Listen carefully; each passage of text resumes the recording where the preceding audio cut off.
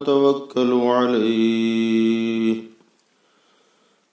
ونعوذ بالله من شرور أنفسنا ومن سيئات أعمالنا من يهده الله فلا مضل له ومن يضلله فلا هادي له ونشهد أن لا إله إلا الله وحده لا شريك له ونشهد أن سيدنا ونبينا ومولانا وملجانا ومأوانا محمدا عبده ورسوله أما بعد فأعوذ بالله من الشيطان الرجيم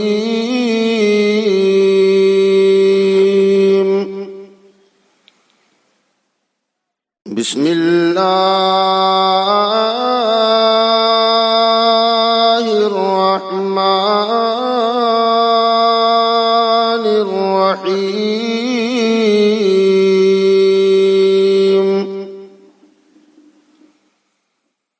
اهدنا الصراط المستقيم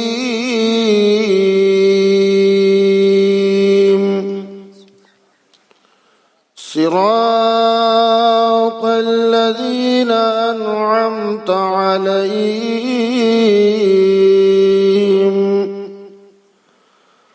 غير المغضوب عليهم ولا الضالين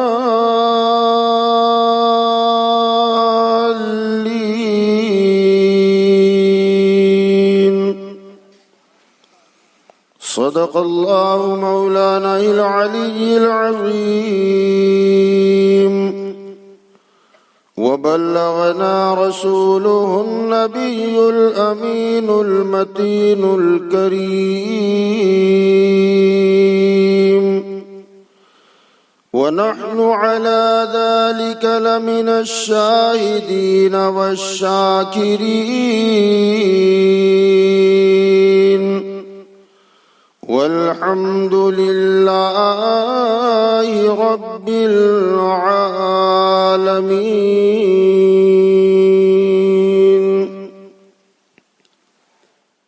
ممبر نور پر رونق افروز باوقار و معزز علماء ملت اسلامیہ و مداحان رسول، دیگر محترم بزرگوں، دوستوں، ہم عمر ساتھیوں، عزیز بچوں، پردہ نشین ماؤں، بہنوں، بچیوں، السلام علیکم ورحمۃ اللہ وبرکاتہ۔ آئیے ہم اور آپ مل کر سب سے پہلے آقا نامدار مدنی تاجدار انیس بے کساں چارہ ساز درد منداں سیاح لا مکاں جناب احمد مجتبی و محمد مصطفیٰ صلی اللہ تعالی علیہ وسلم کی بارگاہ بے کس پناہ میں اپنی عقیدت اور محبت کا بھرپور اظہار کرتے ہوئے، جیسے آپ لوگوں نے میرے سلام کا جواب دیا ایسے نہیں، بلکہ اتنے بلند آواز سے آپ درود پڑھیں گے کہ آواز یہاں سے بلند ہوگی اور گنبد خضرا سے ٹکرائے۔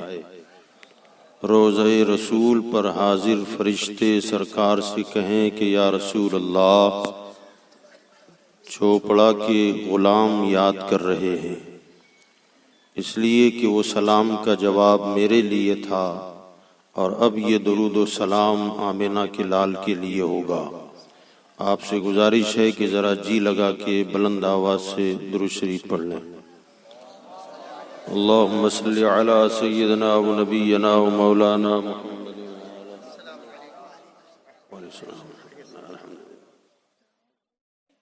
صلی اللہ علیہ وسلم. چوپڑا ہم نے کہہ دیا، اب ملیر میں ہم لوگ بیٹھے ہوئے ہیں ماشاءاللہ. بہرحال ہم غلطی کر سکتے ہیں، مصطفیٰ نہیں بھولتے.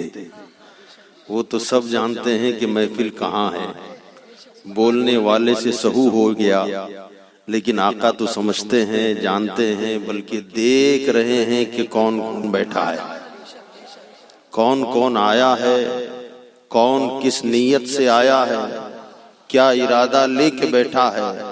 وہ سب جانتے ہیں، کیونکہ عالم الغیب والشہادہ نے مصطفیٰ کو عالم غیب بنایا ہے.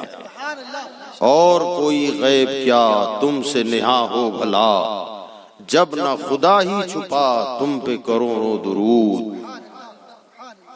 حضرات گرامی، الحمدللہ آج ہم اور آپ جناب کوثر بھائی کے صاحبزادے کی نکاح کی تقریبات میں سے ایک تقریب میں آج ہم موجود ہیں، اور انہوں نے اپنے شہزادے کے نکاح سے پہلے جشن غریب نواز سجایا ہے.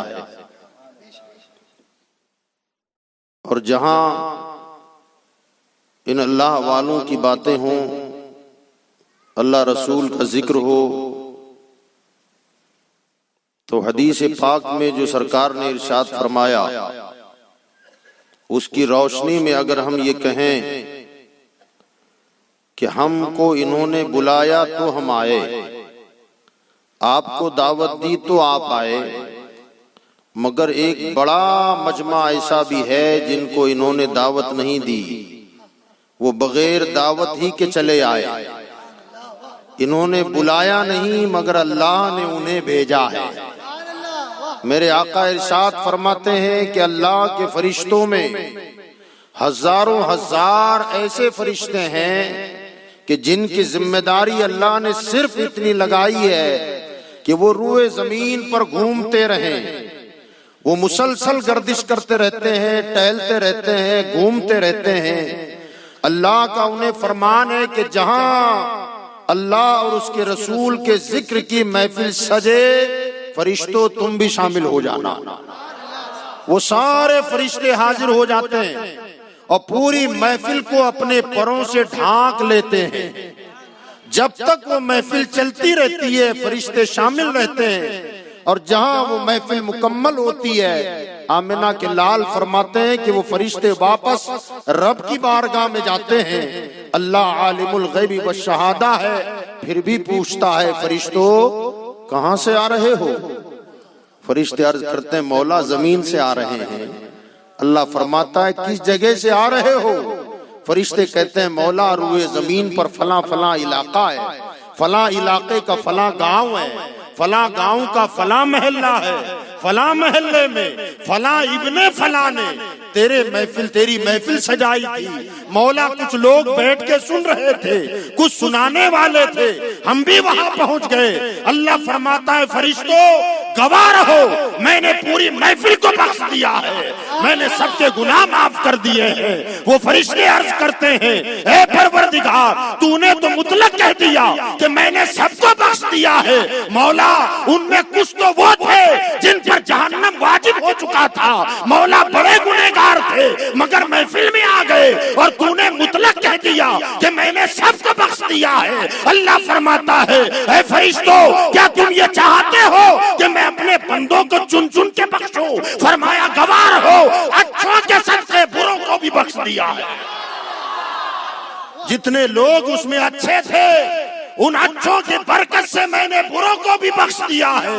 تو میرے بھائیوں یہ محفل خالی ذکر کی نہیں ہے، یہ محفل صرف شادی کی نہیں ہے، بلکہ یہ محفل بخششوں کی محفل ہے، یہ نجات کی محفل ہے، یہ چھٹکارے کی محفل ہے، یہ جہنم سے آزادی کی محفل ہے، اللہ کی رحمتوں میں نہانے کی محفل ہے. اللہ تعالی ہمیں آپ کو اس محفل کی تمام تر برکتوں سے مالا مال فرمائے. عزیزان ملت اسلامیہ، آج ہم جشن غریب نواز منا رہے ہیں الحمدللہ.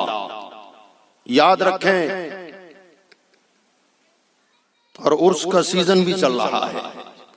موسم عرس غریب نواز کا ہے، اللہ تبارک و تعالی کی سنت کریمہ ہے،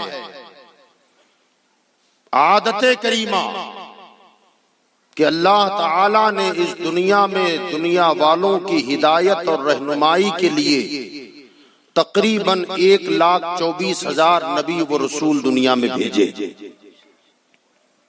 اور جب دنیا میں کفر و شرک کا ماحول عام ہو جائے، گناہ کا ماحول عام ہو جائے، بت پرستی عام ہو جائے، اللہ کو ایک ماننے والے مٹتے چلے جائیں، شیطان اپنا ننگا ناچ ناچتا رہے، اس برائیوں سے لڑنے کے لیے اللہ تعالی نبیوں کو بھیجتا تھا، پیغمبر آتے، اور پیغمبر آ کر اپنی محنت شاقہ سے تبلیغ کے ذریعے، دعوت کے ذریعے، معجزات کے ذریعے لوگوں کو توہم پرستی سے نکال کر وحدانیت کے راستے کا مسافر بنا دیتے، اللہ کو ایک ماننے کی تلقین فرماتے، اللہ کی عبادت کا ڈھنگ سکھاتے۔ جب وہ پیغمبر دیکھتے کہ توحید کا پرچم بلند ہو گیا، کفر کی کمر ٹوٹی، شرک تباہ ہو گیا، تب اللہ اس پیغمبر کو دنیا سے بلا لیتا، وہ پیغمبر چلے جاتے، پھر دنیا جب تک پیغمبر کا سبق یاد رکھتی صراط مستقیم پر چلتی رہتی، پھر دھیرے دھیرے یہ ابلیس اپنے پیترے چلتا، اپنے جال بچھاتا، اور دھیرے دھیرے لوگوں کو حرام میں مبتلا کرتا، پھر حرام کے بعد شرک میں مبتلا کرتا، شرک سے کفر کی طرف لے جاتا، پھر ایک کفر میں چلا گیا، دوسرا کفر میں آ گیا، تیسرا آ گیا، اب دھیرے دھیرے اسلام گھٹتا چلا گیا اور کفر بڑھتا چلا جائے، شرک بڑھتا چلا جائے۔ یہ صدیوں پر مشتمل ہوتا تھا، جب صدیاں بیت جاتی اور پھر کفر کا ماحول ہو جاتا، پھر اللہ کسی اور نبی کو بھیج دیتا، کسی اور پیغمبر کو بھیجتا، اور پھر وہ بھلایا ہوا سبق جو اس نبی کا تھا دوبارہ دنیا والوں کو یاد دلاتا، دوبارہ وہ سبق یاد کراتا، پھر اپنی محنت شاقہ سے اسلام کا پرچم بلند ہوتا، وحدانیت کے ڈنکے بجتے، اور چاروں طرف نیکیوں کا ماحول ہوتا، توحید پرستی کا ماحول ہوتا، پھر وہ پیغمبر چلے جاتے، پھر یہ دنیا اسی راستے پر چل پڑتی، مگر دھیرے دھیرے وہ یاد دلایا ہوا سبق جب دنیا بھول جاتی، اور جب گناہوں کا گناہ عام ہو جاتے، شرک اور کفر عام ہو جاتا، تب اللہ نبی کو بھیجتا۔ اب اللہ تبارک و تعالی کی یہ شان کریمی رہی ہے کہ اللہ تعالی جس زمانے میں جس نبی کو بھیجتا، اس زمانے میں دنیا والوں میں جو کمالات ہوتے، جو بلندیاں ہوتی، اور ان کمالات کو دیکھ کر دنیا والے راستہ بھٹک جاتے اور اپنی خوبیوں کو ذاتی خوبیاں سمجھ کر خدا کو فراموش کر دیتے، اللہ کی قدرتوں کو بھول جاتے، تو اللہ تبارک و تعالی اپنے پیغمبر کو اس سے بہتر عالی شان عظیم الشان معجزات دے کر کے دنیا میں بھیجتا، تاکہ جہاں دنیا والوں کے کمالات کی انتہا ہو جائے، وہاں سے نبی کے معجزے کی ابتدا ہوتی ہے، وہاں سے نبی کے کمال کی شروعات ہوتی ہے۔ جیسے حضرت سیدنا موسیٰ علیہ السلام کا زمانہ، یہ زمانہ فرعون کا زمانہ تھا، فرعون کے زمانے میں جادو کا بڑا زور، اور جادوگر بڑی ڈینگیں مارتے، دنیا والوں کو حیرت میں ڈال دیتے، دنیا والے ان کے جادوئی کمالات کو دیکھ کر حیران و شزدر رہ جاتے، اور وہی جادو کے ذریعے لوگ گمراہی کی طرف مائل ہونے لگے۔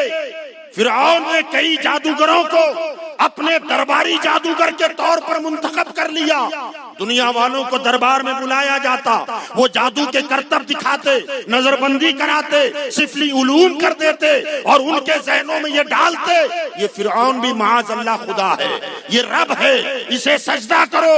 لوگ ان کے کمالات دیکھتے اور وہ کہتے تھے یہ کمال ہمارا نہیں ہے، بلکہ فرعون کا عطا کردہ ہے. فرعون کی مہربانی سے ہم یہ رسی کے سانپ بناتے ہیں، پتھروں کو شیر بنا دیتے ہیں، پتھروں کو ہاتھی بنا دیتے ہیں. یہ کمال ہمارا نہیں ہے بلکہ معاذ اللہ ہمارے اس جھوٹے خدا کا ہے. لہذا اسے سجدہ کرو. دنیا اسے سجدہ کرنے لگ گئی، اسے معبود ماننے لگ گئی، اسے خدا سمجھنے لگی. ایسے ماحول میں اللہ تبارک و تعالی نے اس دور کے دنیا والوں کی ہدایت اور رہنمائی کے لیے جناب موسیٰ علیہ السلام کو مبعوث فرمایا.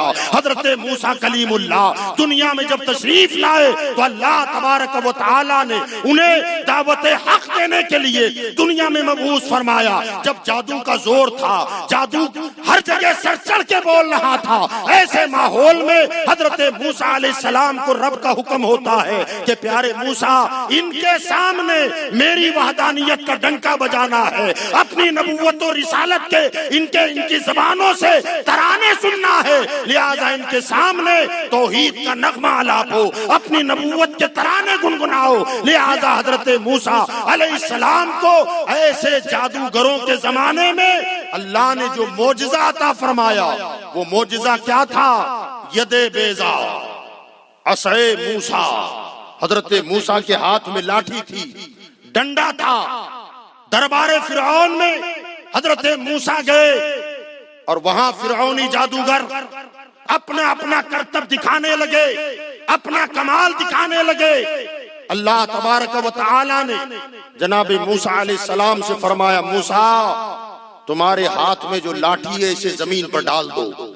حضرت موسیٰ علیہ السلام نے جیسے ہی زمین پر لاٹھی ڈالی تو وہ ایک خونخوار اژدہا بن گیا، سانپ بنا. جادوگروں نے جادو کے سانپ ڈال دیے تھے، پورا میدان بھرا ہوا تھا.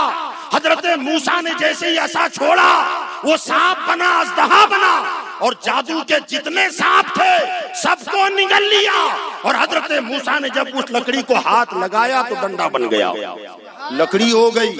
یہ جادوگر حیران کہ ہم نے اب تک یہ جو جادو کیا ہے، ہم سمجھتے ہیں کہ دنیا میں ہم سے زیادہ باکمال کوئی ہو ہی نہیں سکتا، مگر موسیٰ نے جو لکڑی کو اژدہا بنا دیا اور ایسا اژدہا کہ ہمارے جادو کے سانپوں کو نگل گیا ہے، یقیناً یہ کوئی جادو نہیں ہو سکتا، یہ کسی نبی کا کمال ہو سکتا ہے. وہ سارے کے سارے جادوگر جناب موسیٰ کے قدموں پر گرے اور سب نے موسیٰ کا کلمہ پڑھا، اللہ کو ایک مانا اور مسلمان ہو گئے. سبحان اللہ سبحان. اسی طریقے سے حضرت سیدنا عیسیٰ کا زمانہ، اس زمانے میں علم طب، حکمت نقطہ انتہا پر تھی. طبیب اتنا دعویٰ کر رہے تھے کہ ہمارے پاس ہر بیماری کا علاج، شرط یہ ہے کہ پیدا ہونے کے بعد کوئی بیماری لگی ہو. اگر پیدائشی کوئی بیماری ہو، ماں کے پیٹ سے بچہ بیمار ہو کے نکلا ہو، اس کا علاج ہمارے پاس نہیں. مثلا کوئی پیدائشی اندھا ہو، اس کا علاج ہمارے پاس نہیں. جو برس کا مریض ہو، اس کا علاج ہمارے پاس نہیں. یا پھر کوئی مر جائے، اس کا علاج ہمارے پاس نہیں. ورنہ دنیا میں ایسی کوئی بیماری نہیں ہے جس کا علاج ہمارے پاس نہ ہو. علم طب کی مہارت نے انہیں گمراہ کر دیا، کفر کی وادیوں میں ڈال دیا، شرک کے دلدل میں پھنسا دیا. اللہ نے ایسے دور میں جناب عیسیٰ کو پیدا کیا. جناب عیسیٰ علیہ السلام جب دنیا میں آئے اور علم طب کی مہارت کو دیکھا، طبیبوں کی مہارت کو دیکھا، تو آپ نے ارشاد فرمایا، رب نے کہا عیسیٰ اعلان کرو، وَأُبْرِئُ الْأَكْمَحَ وَالْأَبْرَصَ وَأُحْيِي الْمَوْتَى بِإِذْنِ اللَّهِ. فرمایا تم اندھوں کو اچھا نہیں کرتے، کوئی اندھا لاؤ جو پیدائشی ہو، میں آنکھ پہ ہاتھ پھیر دوں اسے بینا کر دوں. کوئی برس کا مریض لے کے آؤ، میں خالی ہاتھ پھیر دوں اس کے بدن کو صحت مند بدن بنا دوں. حتیٰ کہ کوئی مردہ لے کے آؤ، میں ٹھوکر مار کے قم بِإِذْنِ اللَّهِ کہہ دوں تو مرا ہوا بھی زندہ ہو جائے. یہ کمال اللہ نے جناب عیسیٰ کو عطا فرمایا. اس دور میں دنیا والوں کا جو کمال تھا، ان سے اکمل و بہتر کمال اللہ نے اپنے نبی کو عطا فرمایا. اور پھر بعد کا زمانہ آیا، عیسیٰ چلے گئے، پھر بگاڑ آنے لگا، اور بگاڑ پھر ایسا آیا کہ جادو کا بھی زور تھا، طب کا بھی زور تھا، فصاحت و بلاغت کا بھی زور تھا، ہر اعتبار سے دنیا والوں نے جب زور پکڑا، ایسے ماحول میں اللہ تبارک و تعالی نے مکہ کی دھرتی پر آمنہ کے لال کو بھیج دیا۔ اب وہاں کوئی سحر کام نہیں کرتا، وہاں کوئی طاقت کام نہیں کرتی، جہاں اللہ نے حضرت آدم سے لے کر حضرت عیسیٰ علیہ السلام تک نبیوں کو جتنے الگ الگ طریقے سے معجزے اور کمالات عطا فرمائے تھے، وہ سارے کے سارے کمالات تنہا ذات مصطفیٰ کو عطا کر دیا، اور ان سے بہتر دے کر اس دنیا میں بھیج دیا، اور بھیج کر کے ارشاد فرمایا، پیارے دنیا والوں سے کہہ دو کہ ہر نبی معجزہ لے کے آتا تھا، مگر مجھے اللہ نے معجزہ دے کر نہیں، سر سے پیر تک معجزہ بنا کے بھیجا۔ سبحان اللہ، نعرہ تکبیر، نعرہ رسالت، نعرہ رسالت، فیضان غریب نواز، جشن غریب نواز، جشن غریب نواز، مسلک اعلی حضرت۔ سرکار سراپا معجزہ بن کے دنیا میں تشریف لائے۔ پچھلے نبیوں کے پاس کوئی جاتا اور کہتا کہ اللہ نے تمہیں کیا کمال دیا، تو جناب موسیٰ عصا پیش کر دیتے، بغل میں ہاتھ ڈال کر ہتھیلی باہر کرتے تو سورج کی طرح چمکنے لگتی، حضرت عیسیٰ نابینا کو بینا کر دیتے، برس کے مریض کو شفا دے دیتے، اگر کوئی مردہ لایا جاتا تو ٹھوکر مار کے زندہ کر دیتے، اگر مٹی سے چڑیا کی مورت بنا دیتے تو پھونک مار کے اسے زندہ چڑیا بنا دیتے۔ یہی کمالات تھے، یہی معجزات تھے، مگر جب ہمارے اور آپ کے آقا آمنہ کے لال عبداللہ کے در یتیم جناب محمد مصطفیٰ صلی اللہ علیہ وسلم اس خاکدان گیتی پر جلوہ فرما ہوئے، لوگوں نے پوچھا، اے محمد صلی اللہ علیہ وسلم، اگر آپ پیغمبر ہیں تو اللہ نے آپ کو کون سا کمال دے کے بھیجا ہے، اللہ نے کون سا معجزہ دے کے بھیجا ہے؟ تو جناب مصطفیٰ نے یہی کہا تھا کہ وہ اور نبی تھے جن کو اللہ نے معجزے دے کے بھیجا تھا، میں اللہ کا حبیب ہوں، اللہ نے مجھے سراپا معجزہ بنا کے بھیجا ہے۔ عزیزان ملت اسلامیہ، ہمارے آقا سراپا معجزہ بن کر کے دنیا میں آئے۔ توجہ آپ کی ہے؟ توجہ ذرا بلند آواز سے بولے۔ پچھلی باتوں کے بعد جملوں کو فراموش نہ کریں تو اگلی بات آپ کے ذہن میں آئے گی۔ کچھ باتیں میں گزر چکا ہوں بول کے۔ سب سے پہلی بات میں ریپیٹ کر رہا ہوں کہ اللہ تعالی جب نبی کا کام مکمل ہو جاتا تو نبی کو بلا لیتا، اور پھر نبی کا یاد کرایا ہوا سبق دنیا کے لوگ بھول جاتے، کفر اور شرک میں ڈوب جاتے، تب اللہ کسی نہ کسی نبی کو اور بھیجتا۔ یہ اللہ کی سنت رہی۔ اس کے علاوہ دوسری بات کہ جس زمانے میں دنیا والوں میں جو کمال ہوتا اور وہ کمال عروج کی انتہا پہ ہوتا، اللہ تعالی اس سے بہتر کمال دے کر نبی کو بھیجتا۔ یہ اللہ کی شان کریمی رہی۔ مگر جب سرکار آ گئے، آمنہ کے لال آ گئے، اب اللہ نے اعلان کر دیا، ما کان محمد ابا احد من رجالکم ولکن رسول اللہ وخاتم النبیین۔ اے لوگو، محمد صلی اللہ علیہ وسلم تم میں سے کسی مرد کے باپ نہیں ہے، ہاں مگر وہ تو اللہ کے آخری پیغمبر، اب ان کے بعد کوئی نبی نہیں آئے گا، ان کے بعد اب کوئی پیغمبر نہیں آئے گا، ان کے بعد اب کوئی رسول نہیں آئے گا، اب کوئی ان کے بعد صاحب کتاب نہیں آئے گا، اب ان کے بعد کوئی صاحب شریعت نہیں آئے گا۔ جب اللہ نے خاتمیت نبوت کا اعلان کر دیا کہ اب صبح قیامت تک کوئی نبی نہیں آئے گا، مگر یہاں شیطان نے انسانی دماغ کو ٹھوکر دی، اور ٹھوکر یہ لگائی کہ جب اللہ کا قانون یہ رہا کہ جب شرک اور کفر پھیلے گا اللہ کا نبی آئے گا، اور اللہ نے ہمارے آقا کے بعد نبوت کا دروازہ بند کر دیا، تو کیا دنیا سے شرک کا خاتمہ ہو گیا؟ دنیا سے کفر مٹ گیا؟ دنیا سے کفر ختم ہو گیا؟ کیا دنیا سے گناہ ختم ہو گئے؟ کیا دنیا سے پاپ ختم ہو گیا؟ پتا چلا نہیں۔ جب کفر ختم نہیں ہوا تو بعض لوگ اس ٹھوکر میں ایسا گرے کہ اب تک نہیں سنبھلے کہ جب کفر مٹا نہیں تو نبی کے بعد بھی نبی آ سکتا ہے، نبی کے بعد بھی نبی کو آنا چاہیے، پیغمبر کے بعد بھی پیغمبر آنا چاہیے. یہ نعرہ انہوں نے لگایا. ایک بدبخت اٹھا ہندوستان سے اور اس ظالم نے یہ کہا کہ اگر مصطفیٰ کے بعد کوئی اور نبی آ جائے تب بھی ان کی خاتمیت میں کوئی فرق نہیں پڑے گا. یہ ابلیسی زبان بولا، یہ شیطانی زبان بولا، اور اس نے اپنی کتاب میں لکھ مارا کہ اگر نبی ہمارے آقا کے بعد کوئی اور نبی آ جائے تب بھی مصطفیٰ کی شان میں کوئی فرق نہیں پڑے گا. اب اس نے کتاب پریس کے حوالے کر دی، اور جب یہ ہندوستان پاکستان میں عام ہوئی تو پھر قادیان سے ایک کھڑا ہو گیا اور اس نے کہا جب آ سکتا ہے تو پھر میں آ گیا. یہ غلام احمد قادیانی، غلام احمد قادیانی. اب پہلا جس نے لکھا کہ اگر کوئی آ جائے تو شان مصطفیٰ میں فرق نہیں پڑے گا، یہ لکھنے والا دیوبند کا فاؤنڈر ہے، وہابیوں کا بڑا مولانا. وہ کہتا اگر آ جائے تو فرق نہیں پڑتا. اب اس نے دیکھا راستہ اس نے کھول دیا ہے تو میں داخل ہو جاتا ہوں. اب اس نے کہا میں نبی آ گیا. اب جیسے اس نے کہا میں نبی آ گیا تو بریلی تو پہلے سے حرکت میں تھا ہی. بریلی کا قلم کبھی چوکتا نہیں ہے، جہاں غلطی دیکھا فوراً حرکت میں آ جاتا ہے. وہاں اپنا اور بیگانہ نہیں دیکھا جاتا، اپنا اور پرایا نہیں دیکھا جاتا، بس وہاں نبی کا غلام دیکھا جاتا ہے. اگر مدینے سے وفادار ہے تو سینے سے لگایا جاتا ہے، اور غدار مصطفیٰ ہے تو ٹھوکر مار کے اڑا دیا جاتا ہے. بریلی کا قلم حرکت میں آیا، انہوں نے کفر کا فتویٰ دیا. اب دارالعلوم دیوبند بھی حرکت میں آ گیا، کانانا قادیانی کافر ہو گیا، غلام احمد کافر ہو گیا. ہمارے علماء نے کہا کہ وہ کافر ہوا جس نے دروازہ کھولا، وہ کیسے بچ گیا؟ ذہن حاضر ہے آپ کا؟